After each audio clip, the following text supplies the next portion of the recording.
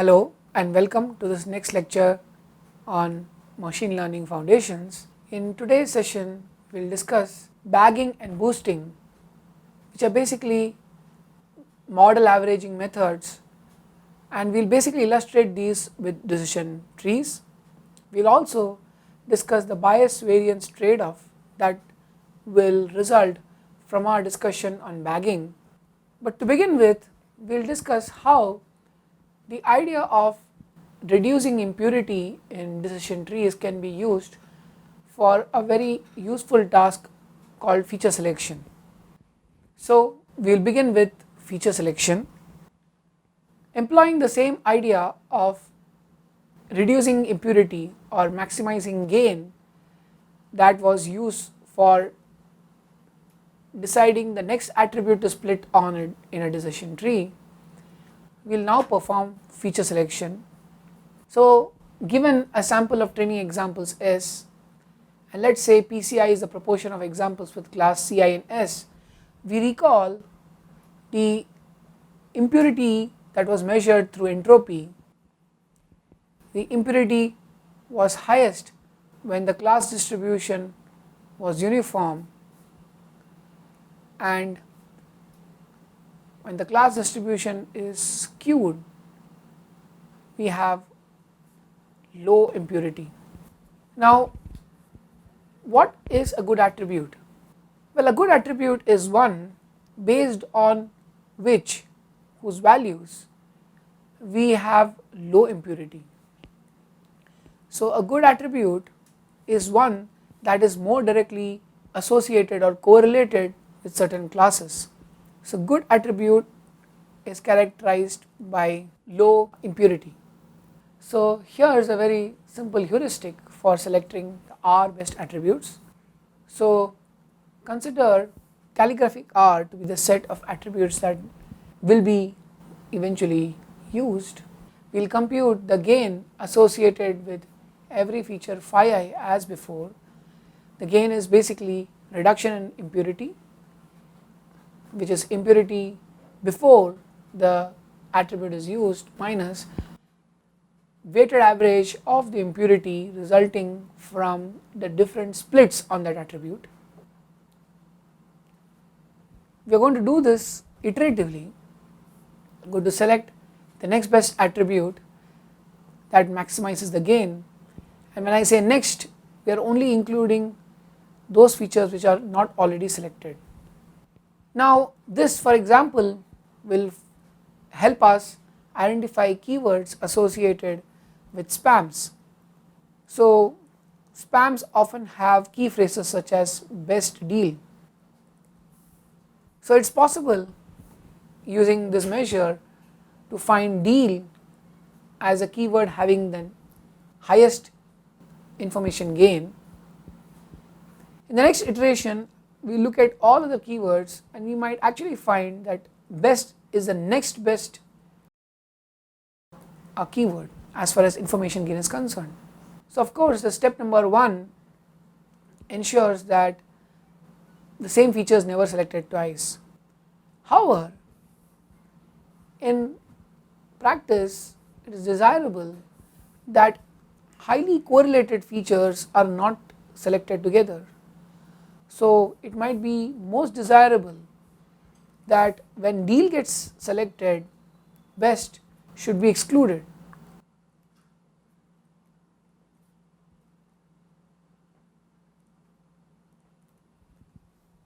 So if this were a consideration, this iterative algorithm will fall short. One might have to consider the gain relative not only to the sample S, but relative to the sample S modulo the features that have already been selected. You might recall the lasso model in which we added an L1 regularizer as a penalty function on the objective. One could also consider logistic regression with the L1 penalty. One would expect such models to perform a lot more intelligent feature selection, where conditioned on the inclusion of the word deal, the word best might actually be excluded.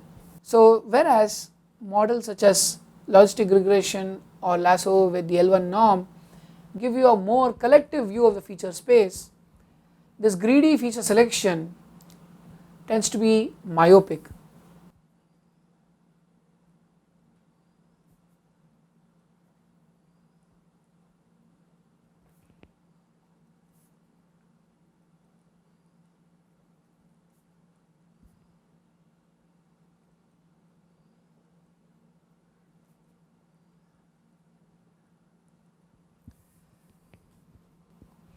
What other measures of gain could you think of? Well, we have already given a hint that one could think of global or globally optimal feature selection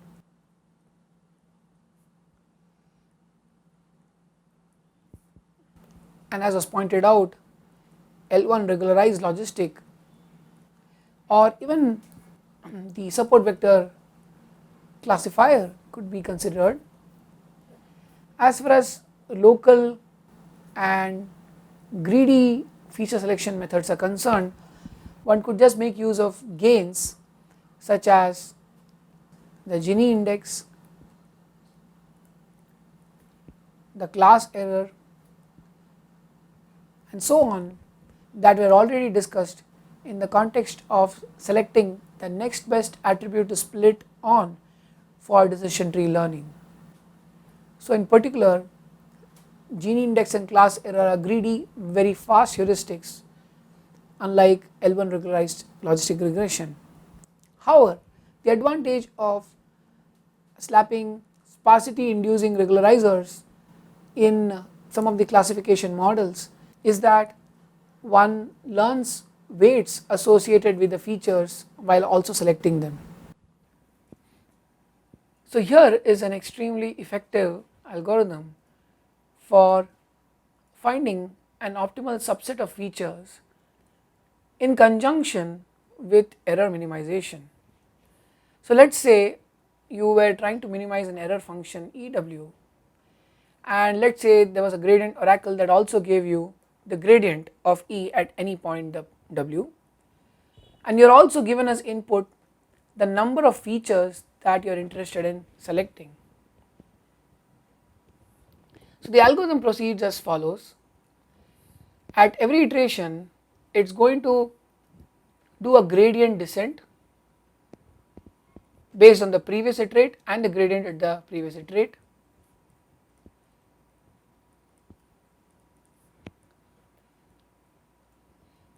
Thereafter, you find the top S features on this updated parameter or weight vector and set the rest to 0. So the projection function PS picks the highest weighted S features and sets the rest to 0, and you increment the value of T, continue this update, do a projection at the next step after doing the gradient update.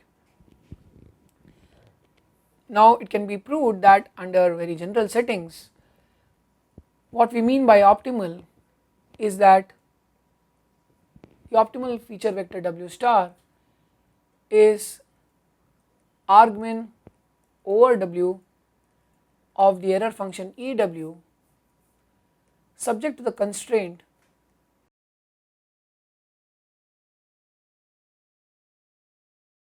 this number of non-zero components of W is also captured through this support or the zeroth norm. This is another instance of supervised feature selection, but here the focus was especially on doing optimal subset selection. You can read more details about this approach and the convergence guarantees in the report pointed to here in the footnote. Let's look at another important aspect in decision tree learning. So recap our discussion of decision tree learning, where the first step was to find the best next attribute to split on.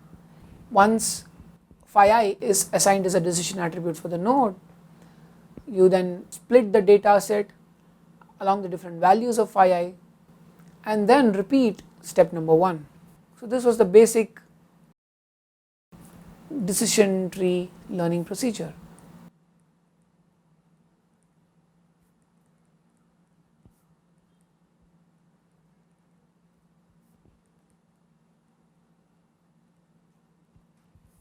Now what if you had to deal with a large number of attributes, say in the thousands, or a large number of training examples, say in the hundreds of thousands. In such cases, step number 1, which involves enumerating all the remaining attributes and computing the reduction and impurity for each attribute, can be extremely expensive. Not only that, step number 4, which involves partitioning the data set for each value of each attribute, can also be expensive. So are there alternatives? Can we deal with this limitation of the decision tree algorithm being prohibitive as far as scaling with number of attributes and data points is concerned? Also, can we overcome the limitation that decision tree learning can be extremely greedy and myopic?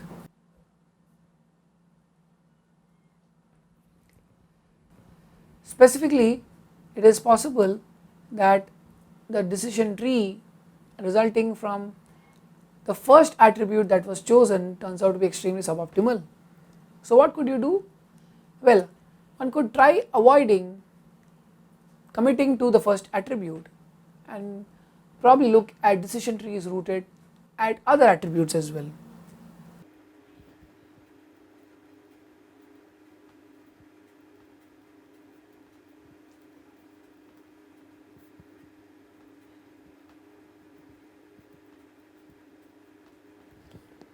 Now what does it mean to avoid committing to any single attribute as a root? Well, this basically means that we will grow multiple trees and then combine them.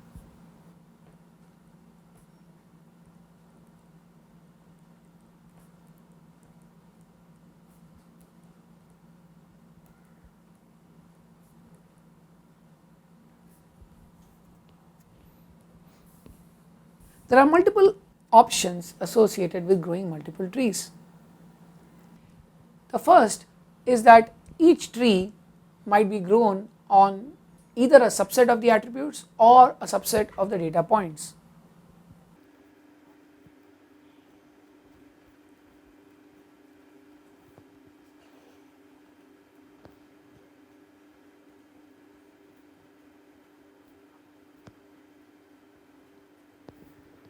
The second aspect is that while combining these trees, one might combine them in a non-weighted manner, giving equal importance to each tree, or might want to give importance to trees that are more accurate.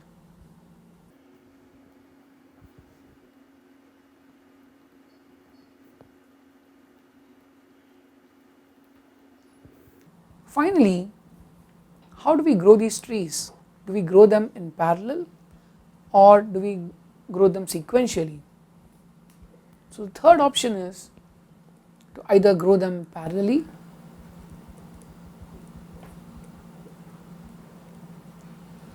or alternatively one could grow them sequentially or iteratively.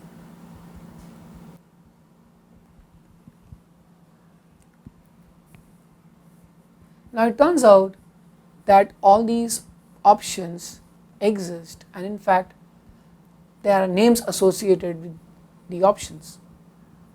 In particular, when these trees are parallelly or independently grown, the method has a name which is bagging,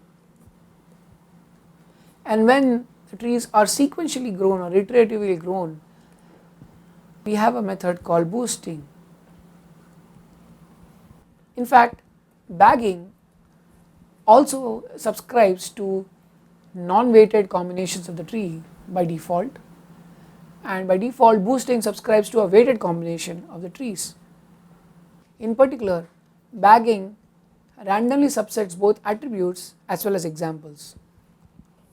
We will first discuss bagging. Bagging is an acronym for bootstrap aggregation. Now what is bootstrapping? Well, basically uniformly at random with replacement we sample subsets of the data set as well as subsets of the attribute set. So for each index S we have a different subset ds of the data set and another subset phi s of the attribute set, and we construct a decision tree ts. In general we could construct any model ms.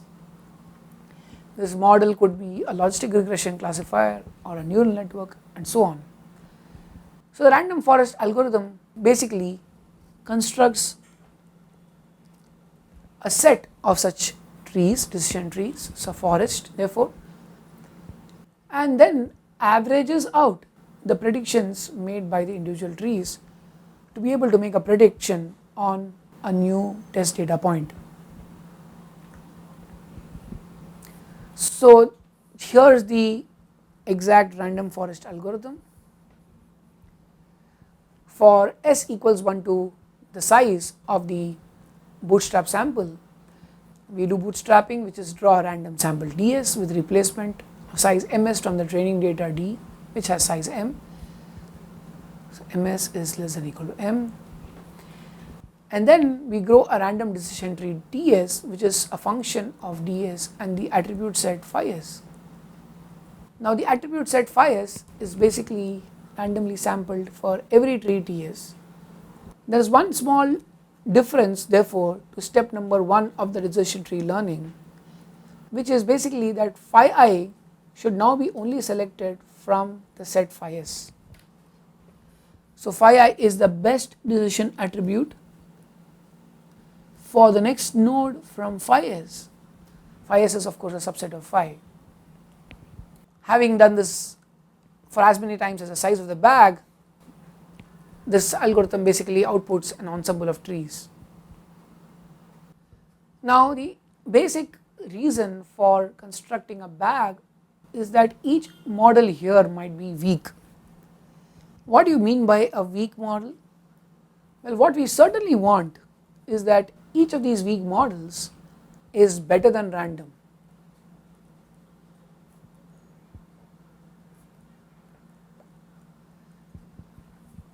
If the classifier is not better than random, we would not even want to select such a classifier.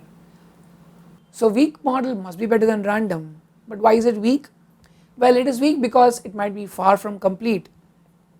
So recall that each model ts was built from a sample of the data and a sample of the attribute, and that is what makes it possibly far from complete.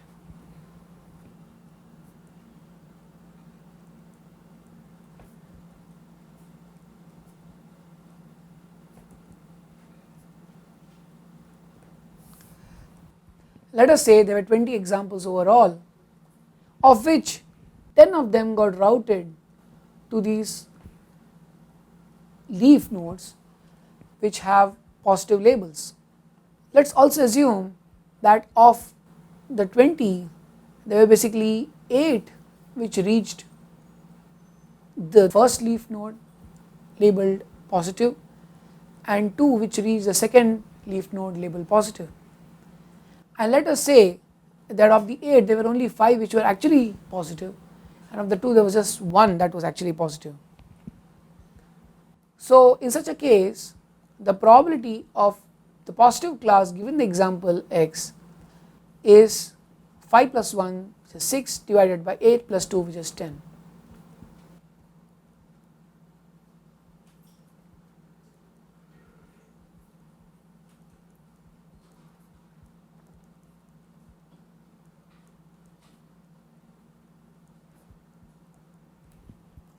So of course we are okay with such a model as far as the positive class is concerned, because this is certainly better than random.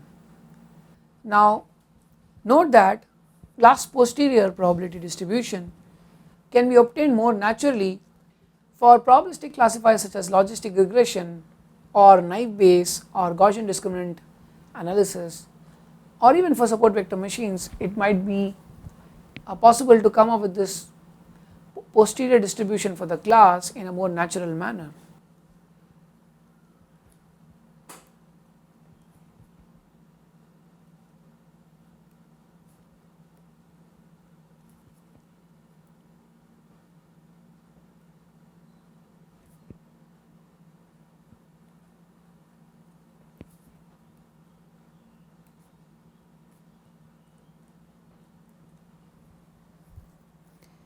So coming back to decision trees, this posterior is basically the proportion of training points in class C of the leaf node determined by the path of the query point x on tree T.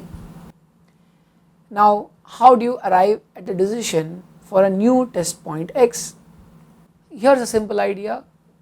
The probability of C given x is a sum over all the models T equals 1 to B of the probability as per that model of the class C given the point x. However, to ensure normalization, we will also have to divide the summation by the number of models. This is a completely unweighted combination of the different models. We are basically assuming that the importance of each model is the same. So we assume that the weight alpha t associated with each model is 1. So the decision for a new test point is basically the posterior for a new test point x is basically the average of the posteriors for that point x obtained across the different classifiers. Now is this effective? Well, it turns out that this works very well in practice. It has been shown, and again it has been empirically found again and again that an ensemble of weakly learned classifiers, especially trees, perform very well in practice. Why does that happen?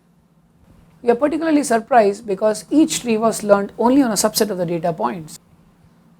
So phi 1 d1 is what the first model saw, phi 2 d2 is what the second model saw, phi t dt was what the tth model saw. Well, it turns out that the model learned from a subset of features and subset data set can have very high variance because it simply doesn't have a full view of the world. But what comes to our rescue is the fact that we are averaging across multiple such models. It has been shown that with m data points and with a bag size that is order of the square root of m, the resultant models been very consistent on test data sets. Mathematical details associated with this consistency result has been documented by Breman et al. In his write-up, which has been pointed out in this URL. Now what happens with each of the trees in this random forest is that it can have very high variance when evaluated on a random test set. On the other hand, each single decision tree can have very less bias. There are very few assumptions made in a particular decision tree. So high variance and low bias is a characteristic of each decision tree.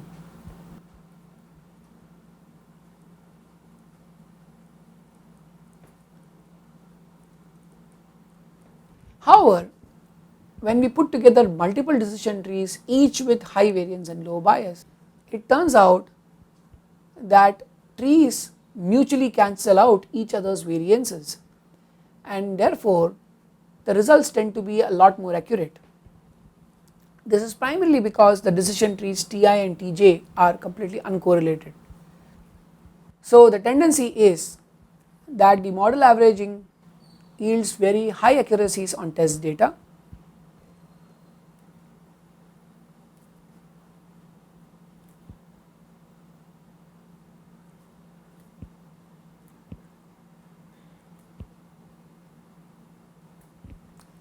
And in fact, and as mentioned before, the variances cancel out,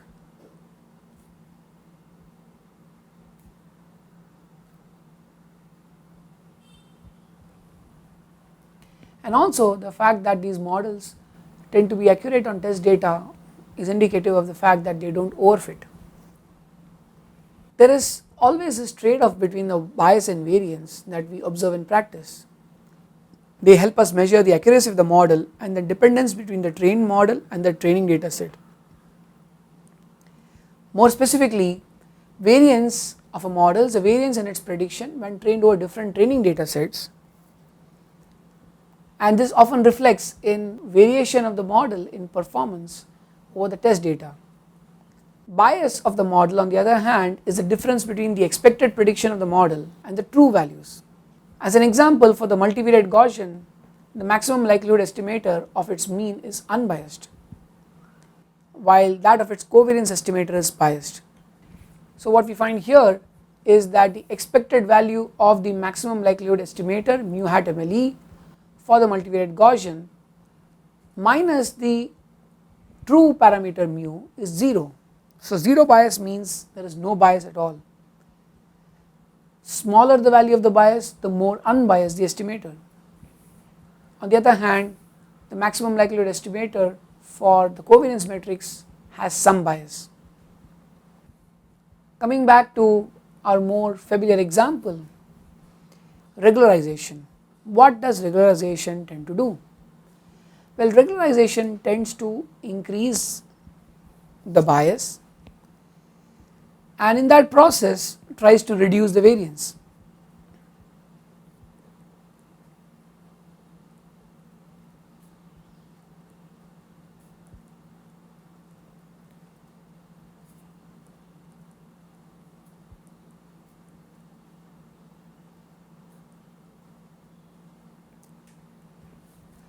In the extreme case, when you let the regularization penalty factor lambda to become very large, you will find that most of the weights go to 0.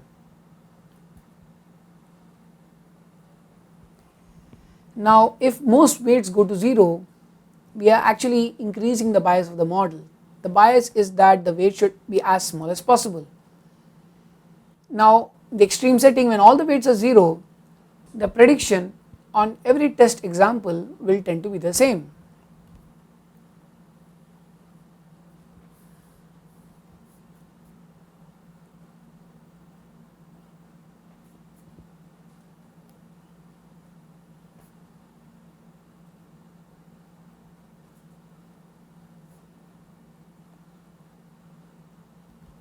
And in fact, for large values of lambda, it will not even matter what random data subset you are training the model on. All this just basically means that the variance of the model reduces.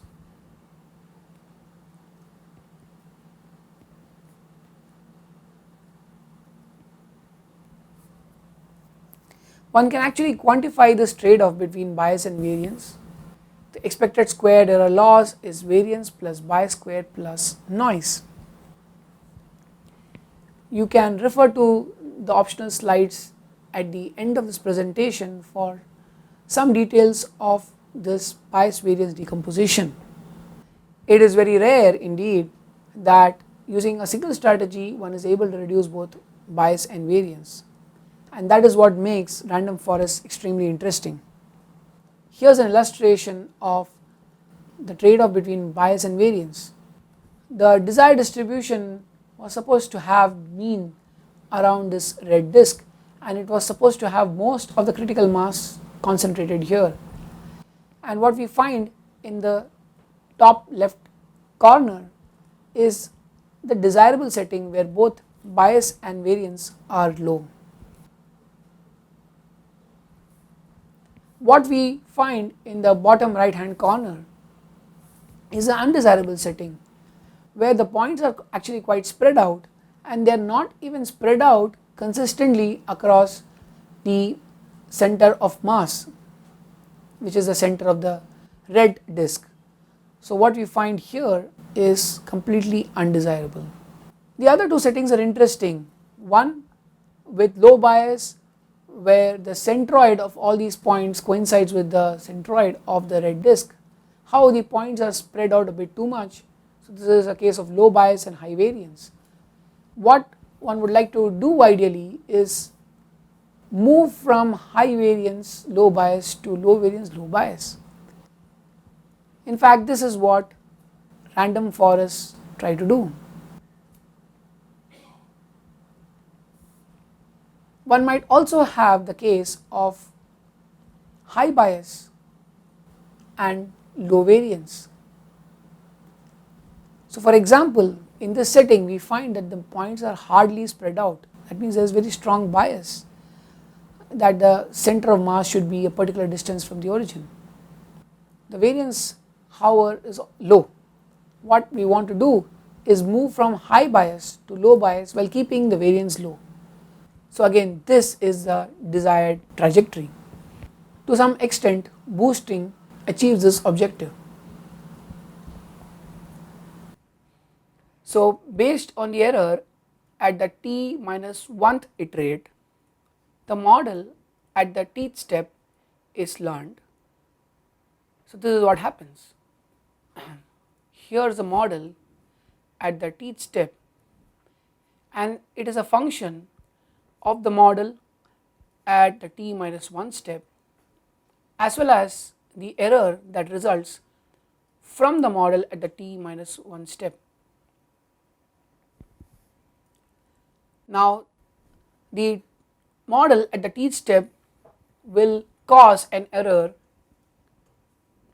This error, error t, is used to further update the weight of the model at the tth step. Thus, the model at t step is a function of the model at the previous iterate, the error at the previous iterate, and the weight of the tth model alpha t is a function of the error incurred by the model at the tth step. Of course, one might want to ignore the t minus 1th model in looking at the model at the tth step because we already have the error from the t minus 1th model. It is important to realize however that the error at the t minus 1 step does not directly influence the model at the tth step. It does so through the model at the t minus 1 step and through the data points that are misclassified by the model at the t minus 1 step. So let us see how this happens. So to complete this discussion, once we have these weights for the models at each of the t steps, the alpha t's are multiplied by the posterior probabilities of the class from the model at each step. Thus the difference between bagging and boosting as far as evaluation on a test data point is concerned is that bagging is basically an unweighted average of the predictions from the different models. In the case of boosting, there is a weight alpha t associated with the model at the tth step. What is this alpha t? As we already pointed out, alpha t will be a function of the error of the model at each step. Now this particular error is chosen to have a form very reminiscent of logistic regression.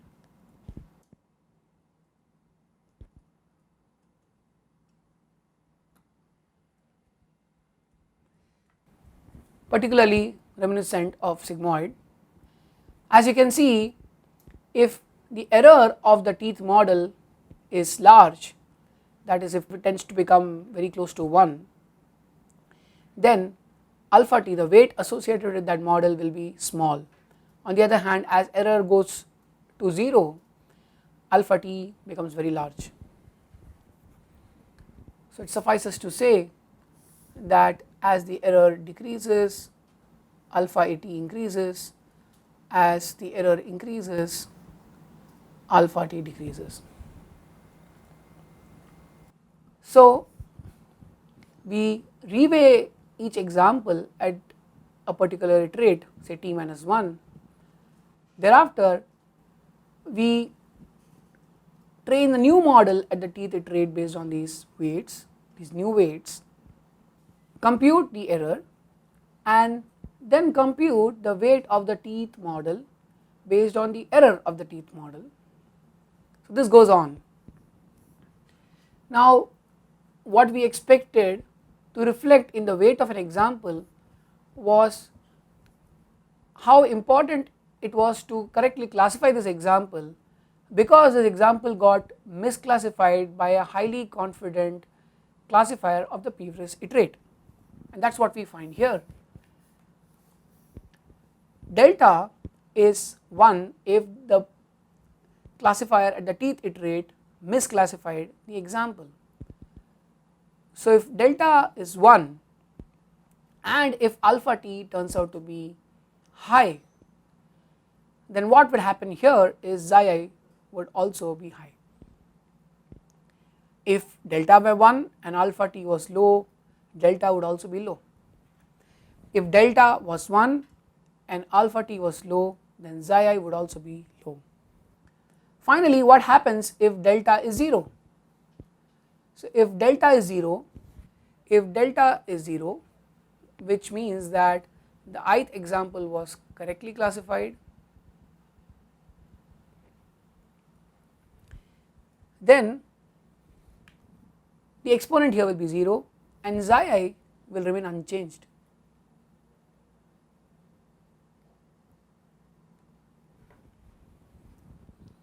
Note that the error at the tth iterate is itself computed as a weighted combination of the errors on the individual examples. These weights are basically the xi I's. So these are the two steps of adaptive boosting, which is also called the AdaBoost algorithm. You alternate between the two steps of computing the importance of each example, learning the model based on this xi I, the updated weights, computing the error for the model at the tth iterate, and based on this error computing the importance of the model at the tth iterate. So there is alternating between these two steps.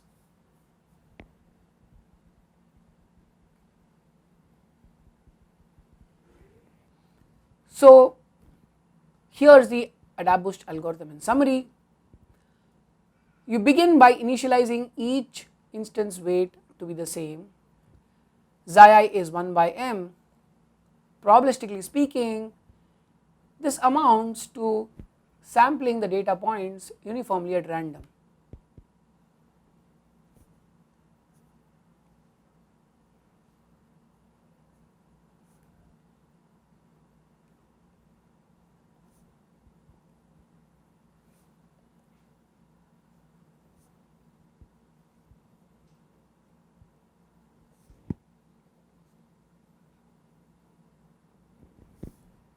Thereafter, for t equals 1 to the size of the bag, you will execute the following 4 steps.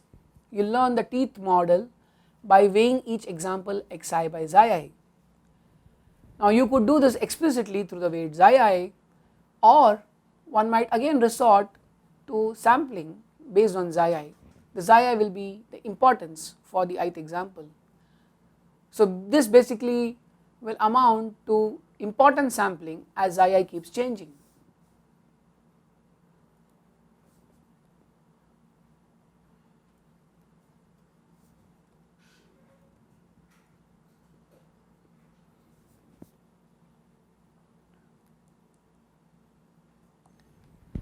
Again, if you were to consider the bagging example, then one would subset the data based on xi I.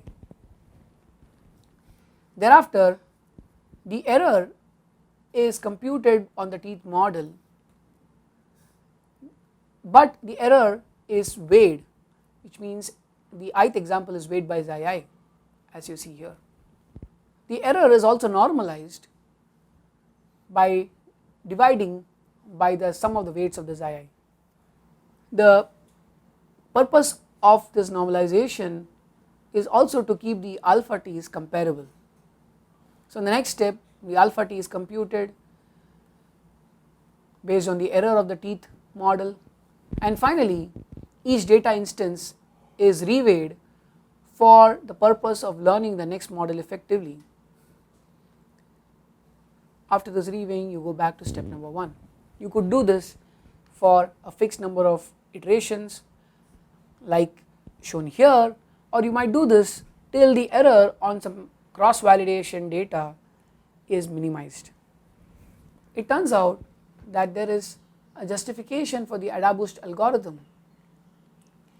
The specific form of update for alpha t based on the error by the teeth model can be shown to minimize the following error, which is a sum of exponential loss of the teeth model on every data point.